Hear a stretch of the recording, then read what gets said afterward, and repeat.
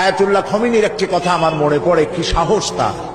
ইমান আকীদা যাই থাকুক, আকীদার প্রশ্নে আমরা আপোষ করব না, কিন্তু এই কথাটা তো বলতেই পারি। যখন আমেরিকা তাকে বলেছিল যে আমার দূতাবাস থেকে যে 56 জনকে গ্রেফতার করা হয়েছে আমেরিকান, এদেরকে ছেড়ে দাও, তা না হলে তোমার খাদ্য রসদ আমেরিকা থেকে যত সাহায্য যায় সব বন্ধ করে দেওয়া হবে। আয়াতুল্লাহ খমেনি জবাব দিয়েছিলেন আমেরিকান প্রেসিডেন্টকে, তুমি কারে খাবারের ভয় দেখাও? যেই জাতির বছরে 1 মাস না খাইয়া থাকা ফরজ, সেই জাতি তোমার খাবারের অপেক্ষা করবে। তোমার মতো কাফেরদের খাবারের কোনো পরোয়া আমরা করি না।